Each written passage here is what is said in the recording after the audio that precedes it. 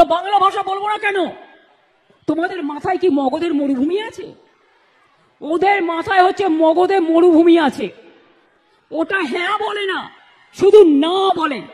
বাংলাকে সহ্যই করতে পারে না। বাংলা দেখলে তরবর করে জ্বলে। বুঝুন অবস্থা। বলছে এখানে নাকি সব বাংলাদেশ হয়ে গেছে। কোথা থেকে হলো? 1947 সালে স্বাধীনতা আন্দোলনের পর যখন দেশ ভাগ হয়েছিল, আপনারা কি করেছিলেন? ভারত ভাগ করতে গিয়ে বাংলাকে ভাগ করেছিলেন আর পাঞ্জাবকে ভাগ করেছিলেন। তার কারণ চলে যান আন্দামান সেলুলার জেলে। আমি রেপ্লিকা তুলে নিয়ে এসেছি আলিপুর মিউজিয়ামে। ওখানে যদি সংখ্যাটা দেখেন, দেখবেন 700-র উপর বাঙালি অ্যারেস্ট ছিল যারা স্বাধীনতা আন্দোলন করেছিল, প্রায় 90%। আর 10% ছিল পাঞ্জাবিরা।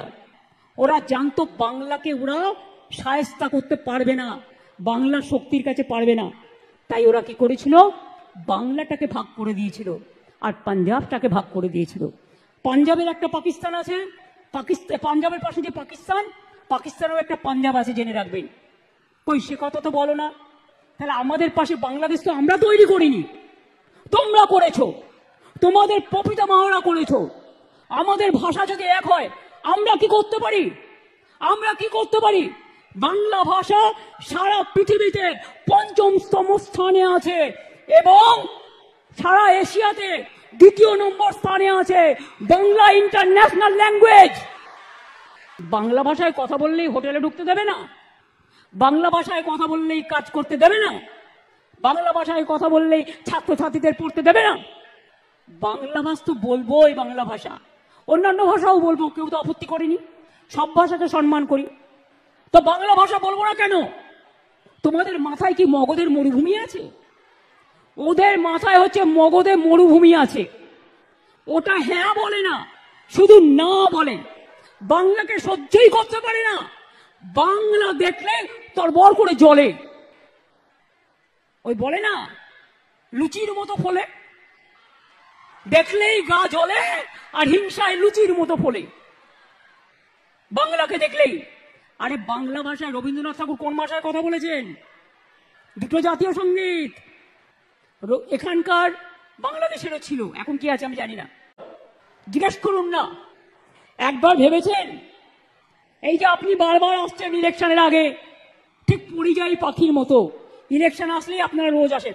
আমি চাই 365 দিনে আসুন। বিমান ফ্রি, হেলিকপ্টার ফ্রি, রাস্তা ফ্রি, খাবার ফ্রি, সবই তো পান ফ্রিতে। আমি কিন্তু সরকার থেকে 1 পয়সাও মাইনে নিই না, জেনে রাখো ভাই বোনেরা। এবং আমি 7 বার এমপি ছিলাম। মাসে কিছু না হলেও 2.5 থেকে 3 লাখ টাকা পেনশন পেতে পারতাম এই 14 বছর। 1 পয়সাও নিইনি। সেগুলো কিন্তু কেউ মনে রাখে না। আরে পশ্চিমবঙ্গ সরকারের চিফ সেক্রেটারি বসে আছে, তার সামনে বলছি, আমি কোনো সার্কিট হাউসে গেলেও সেখানেও টাকা দিয়ে থাকি। আমি বই লিখি, সেই টাকা থেকে যা পাই। আমি গান লিখি, গানের থেকে যা পাই আমার চলে। আমি একা মানুষ, আমার কিসের দরকার? খাই তো একবেলা, আমার কিসে লাগবে? আমি টাকা চাই না, আমি মেধা চাই। আমি টাকা চাই না, আমি আত্মসম্মান চাই। বাংলা মায়ের সম্মানে আঘাত করলে আমার গায়ে আঘাত লাগে। আমাকে আপনারা যা ইচ্ছে গালি দিন, আমার বিরুদ্ধে অপপ্রচার করুন, কুৎসা করুন, চক্রান্ত করুন, আমি লড়ে নেব। আমার বুকের পাটা আছে, জেনে রাখুন। এটা আমার মাটির শক্তি, এটা আমার মায়ের শক্তি, এটা আমার বাংলার সংস্কৃতি, এটা আমার বাংলার মেধা।